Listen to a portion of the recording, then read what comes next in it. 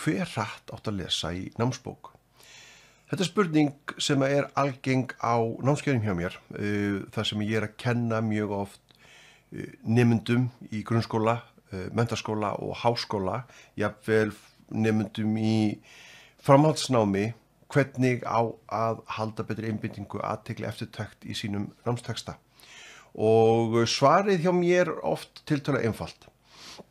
Ef að þú ert að lesa námsbók og þú ert að halda vel eftirtekt, einbeitingu í textaneginum, þú ert að muna efnið mjög vel sem þú ert að lesa og þú ert að komast yfir allt það lesefni sem að skólinn eða kennari setur þér fyrir, nú þá ertu bara í nokkuð góðum málum. Þá þarftu ekkert endilega að hafa mjög miklar áhyggjur. En ef þú þarft hjálp við þetta, þá ég með námskeið sem getur auðveldlega hjálpað þér. Og ég mæli eindregið með að þú kíkir inn á umsagnir nemenda, ef þú ert ekki alveg viss hvort að þetta sé eitthvað sem hjálpar þér. Umsagnir nemenda sem hafa setið námskeið hjá mér í gegnum tíðina, þú getur kíkt bara inn á h.is/umsagnir, h.is/umsagnir, og þar sérðu umsagnir nemenda alveg frá 12-13 ára og upp í 50-60 ára. Því að nemendur á námskeiðinu hjá mér eru raunin á öllum aldri, meðal aldur á námskeiðinu í kringum 27 ára, en þetta aðalega háskólanemar sem að nýta sér þetta, en menntaskólanemar og fólk úr atvinnulífinu eru líka mjög dugleg að koma inn á almennu námskeiðinu hjá mér. Ef þú þarft hjálp, ef að einbeiting og athygli, ef að þú ert ekki að ná að muna efni nægilega vel, þá ég með námskeið sem getur hjálpað. Og staðreyndin einfaldlega svo, og mjög margir nemendur sem að koma til mín á námskeiðin tala mitt þetta, að þeir eru að missa einbeitingu og athygli í flóknu lesefni. Hugur þeirra, þeir eru að lesa textan sinn, þá byrjar hugur þeirra strax að streyma í burtu og fara að hugsa eitthvað allt annað skemmtilegra, eitthvað sem þau vilja frekar vera að gera heldur en að lesa. Þau eru líka erfitt með að muna, festa í sessi aðalatriðin, og þeir reyna að glósa eða þeir eru að reyna með einhverjum öðrum hætti að festa þetta í sessi, og þetta allt saman punktar sem að ég tek á og skoða vel á námskeiðinu. Nú, það líka mjög algengt að nemendur segja mig frá því, þeir ná kannski að lesa 1/3, eina bók af hverjum 3 sem að þeim sett fyrir eru þeir að ná að lesa fyrir próf. Og eðlilega tilfinningin ekki mjög þægileg þegar maður að mæti í próf og þú ert búin að lesa kannski eina bók af hverjum 3, 1/3 af því sem þú áttur að lesa. Það eru með þess að mjög margir nemendur sem tala það, þeir eru nánast í hættir að kaupa bækurnar sínar, vegna þess að þeir vita að þeir komast ekki yfir þær. Þeir láta yfirleitt glósur, jafnvel glósur frá öðrum duga fyrir próf. Og þetta allt atriði sem að við tökum og tæklum mjög vel. Því að hafðu í huga, við höfum öll, þú líka, við höfum öll möguleika á því að tækla allt okkar lesefni, alveg sama hvað kröfuhart námið sem við erum í, jafnvel þó við séum í kröfuhörðu starfi. Við höfum öll tök á því að skoða og lesa og komast yfir allt það lesefni sem að skóli eða kennari setur fyrir. Þetta bara spurning og það breytir örlítið hugafarinu, hvernig við lesum, hvernig við beitum okkur. Og maður alltaf eftir einum nemanda sem kom á námskeið hjá mér var 30 háskóla nemandi og móðir, var með börn á heimili, og hún kom til mín bara við upphaf vorprófa, því hún var í verulegu vandræðum og hún gat ekki séð fyrir sér að fara að fórna heilli önn, af því að hún hafði lent í vandræðum þessa önn, þá gat hún ekki séð fyrir sér að hún væri að leyfa sér að falla eða þurfa að hætta á miðri önn. Stór hluti, út af miklu verkefnaálagi og önnum á heimilinu, þá var stór hluti af lesnunnar ólesin fyrir próf og prófin bara rétt handaf á hornið.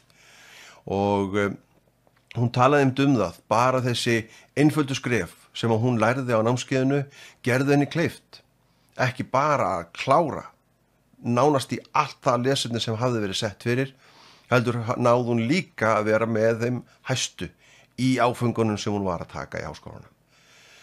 Þannig að þó þú sért á miðri önn og það stutt í próf, stutt í stór verkefni, þá tiltölulega auðvelt að byrja strax og finna fljótt fyrir hraðamun.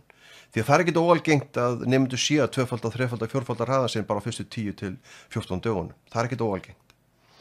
Nú, komum aftur inn á spurninguna. Hver hratt átt að lesa í námsbók?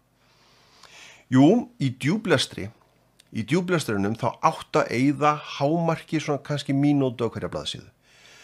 Ef þú ert að lesa 30 blaðsíðna kafla í námsbókinni þá átt að eyða svona mestalagi kannski 30 mínútum. Mínútu á hverja blaðsíðu. En það sem þú átt að einbeita þar að í þeim lestri er að finna lykil orðin, finna lykil hugtökin, finna lykil svörin við spurningum sem að þú varst kannski búin að setja á blað fyrirfram. Þú átt að vera að leita upp í þau atriði sem að eru óskýr, sem að þú ert ekki alveg með á hreinu og þú þarft aðeins meiri hjálp með. Þú ert að leita upp í efni sem að ýtir undir vangaveltur, hugmyndir og spurningar, nýjar spurningar.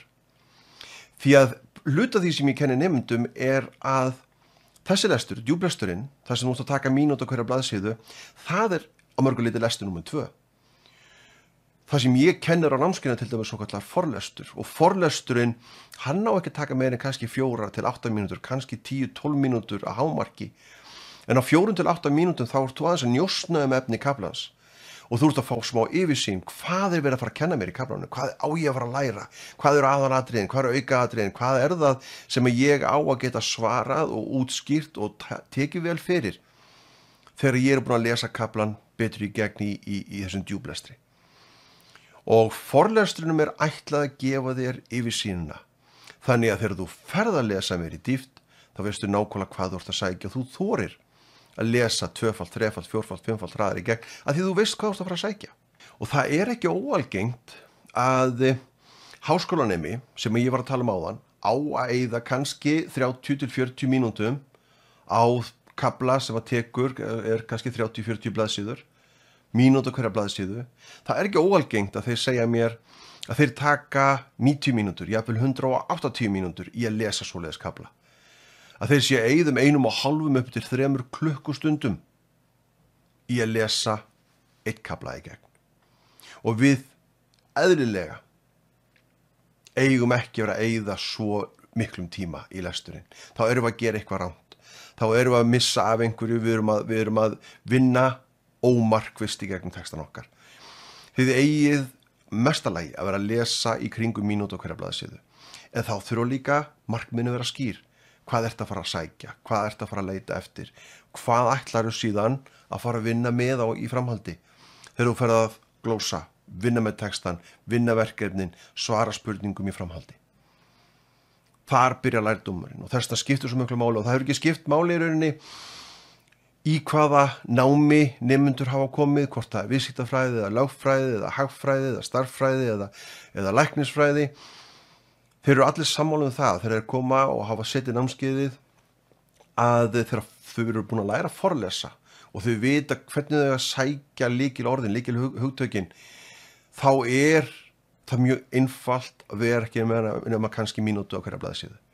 Því ástæðan er einföld. Þegar þau eru búin með forlestunni þá eru þau núna með lista yfir kannski 15-20 spurningar sem að þau vilja fá svar við í kaflanum. Þau eru með lista yfir kannski 25-30 lykilorð sem þau vilja leita uppi, lykilorð, lykilhugtök sem þau vilja finna betri svör við. Þegar þau lesa núna bókinu sín í gegn, línu fyrir línu, þegar þau lesa texta sín í gegn, það eina sem vakir fyrir þeim er í hverju línu sem þau lesa í gegnum, er verið að svara spurningum eða er verið að taka fyrir lykilorð. Ef ekki, næsta lína, ok, hérna svarið spurningu, hérna lykilorð, hérna svarið spurningu. Fyrir vikið þá eru þau ekki að taka nema kannski mínútu hverja blaðsíðu því að markmiðið er mjög skýrt og það er það sem að forlesturinn gefur þér. Þess að þurfa að læra það, hvernig beitu forlesturinnum til þess að djúplesturinn nýtist betur. Þannig að þú þurfir ekki að taka 90 mínútur eða 180 mínútur að lesa bókina þína eða lesa kafla þín. Þú átt ekki að taka nema mínútu hverja blaðsíðu.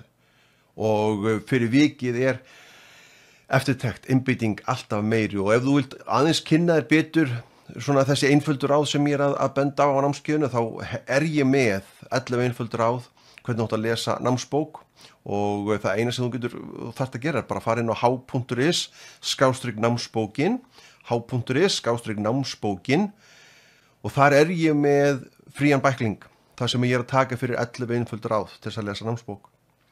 En það einn nemandi sem að er mjög minnistæður og það var vegna þess að hann eins og móðurinn áðan kom til mín frekar seint og það var í kringum mars á eitt námskeiðið og það var ekkert mjög langt í vorprófin. Hann var í heimspekinámi upp í HÍ, hann var á öðru ári og hann var rauninni búinn að taka það ákvörðun það að hætta námi. Því að fyrsta árið gekk illa. Hann hafði fallið í mörgum áfengunum, hafði þurft að taka mikið af prófum og lenti í verulegum vandræðum á öðru ári líka. Og hann var í rauninni bara búinn að taka það ákvörðun hann ætlaði að hætta. Þetta bara gengi ekki upp. Vinur hans sem hafði setið námskeið hjá mér, sagði honum, áður þú hættir, farðu á hraðastanámskeið, taktu síðan ákvörðun. Hann kom á námskeið hjá mér og ég sá tildur á fljótt af hverju hann var í vandræðum. Því að hann las mjög hægt og ég spurði hann bara einfaldar spurningar af hverju finnst þér betra að lesa með þessum hætti. Og svarið hjá honum var tildur einfalt. Þegar hann var á fyrsta ári í heimspekináminu þá sagði prófessorinn við hann: heimspekin er þannig nám að þegar þú ert að lesa heimspekitexta þá áttu ekki að fletta fyrir þú skilur 100% allt það sem þú varst að lesa á síðunni. Og þá skildi ég afskaplega vel af hverju hann var í vandræðum. Og ég baði hann einfaldlega þú veist, ekki hlusta á þetta. Þetta gæti vel verið að þetta hafi nýst þínum prófessor á sínum tíma þegar hann var í námi, en þetta þarf ekkert endilega að vera fyrir alla. Ég baði hann búðu frekar til það verkfæri fyrir þig að þú hafi möguleika á að lesa efnið 2, 3, 4 sinnum yfir. Því að hver einasta yfirferð sem að þú nærð að lesa efnið yfir gefið mér í dýpt, gefið mér í innsýn, gefið mér í kunnáttu í því efni sem þú ert að lesa. En hver yfirferð á ekki að taka nema bara brot af þeim tíma sem þú ert að eyða í lesturinn í dag. 1/5, 1/7, 1/10 af þeim tíma. Og fyrir vikið nærð að komast oftar yfir, en þú ert ekki að eyða nema broti af þeim tíma samt þó þú sért að lesa efnið 3-4 sinnum yfir, þá ertu samt að eyða bara broti af þeim tíma sem þú eytir áður í lesturinn. Og hann hafði samband við mig í júní þetta ár því hann var mjög sáttur. Þetta var fyrsta árið sem að hann náði öllum áfengum bara vegna þess að ég hafði bent honum á búið það verkefni til að þú getur lesið textaðinn aftur og aftur. Nýttu þér það. Því að það kostar sitt að hætta á miðri önn. Það kostar sitt að hætta í námi og fórna þeim tíma og blóð, svita og tárum sem að þú varst búin að setja í námið. Það kostar að falla á prófum og þurfa að taka prófin upp á nýtt, stressið og allt það sem fylgir því og jafnvel að taka áfanga upp á nýtt. Þetta kostar allt sitt og ég gleymi aldrei einu föður sem hafði samband við mig því að hann var að senda dóttur númer 2 á námskeiðið. Og þegar hann var að veltaði fyrir sér hvort hann ætti að senda dóttur númer 2, hvort það hafi nýst fyrir í rauninni eldri dóttur henni, að þá sagði eldri dóttur honum bara einfaldan sannleika. Já, þetta hjálpaði mér. Ég hef aldrei fallið í áfanga eftir að ég sat námskeiðið. Og þá rifjaðist það upp fyrir honum að það hafði verið vesen á hverju einustu önn að það þurfti alltaf að taka upp einhver próf. Því að hún hafði lent í vandræðum og eftir námskeiðið hafði það aldrei gerst aftur, þannig að fyrir honum var þetta einfalt svar. Dóttur númer 2 fer á námskeiðið. Einfalt. Því að það að geta farið í gegnum áfangan, geta farið í gegnum önnina og þú ert að klára hann með góðum hætti, það er vel þess virði. Gríðarlega mikils virði.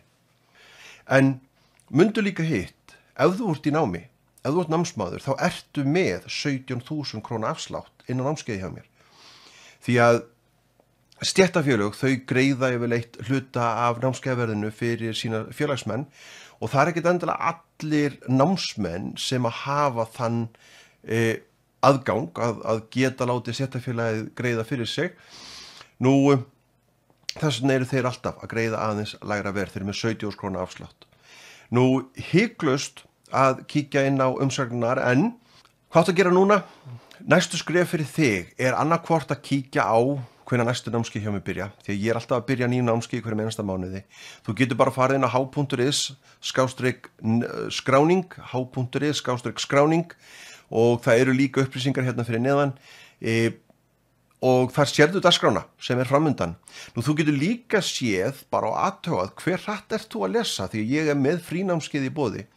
h.is/hver hratt lest þú? Kíktu á það, því að það gefur þér svona aðeins ábendingu og kannski vísbendingur það hvar ertu staddur, hvar ertu stödd, hvað gæti verið að hjálpa þér. Nú, af hverju ættir að hlusta á mig? Jú, Jón Vigfús Bjarnason heiti ég og skólastjóri Hraðlestaskólans og hef í 15 ár ekki gert neitt annað heldur en að hjálpa Íslendingum ekki bara að lesa hraðar, heldur að halda betri einbeitingu, athygli og eftirtekt í sínum texta. Og ég mæli eindrið með, sjálfur fann ég mikið fyrir því þegar ég satt í mínu háskólanámi, hvað þetta hafði mikil áhrif á mig. Ég lesblindur, það hefur engin áhrif hvort það lesblinda eða athyglisbrestur eða ADHD eða hvað að trufla. Það mun ekki tefja fyrir, það mun ekki hindra þig í því að ná árangri í þínu námi. Og ef að lesblinda að trufla, þá mæli ég eindrið með að kíkja inn á h.is/lesblinda eða ef athyglisbrestur eða ADHD að bara kíkja inn á h.is/athyglisbrestur eða ADHD, h.is/ADHD eða h.is/athyglisbrestur.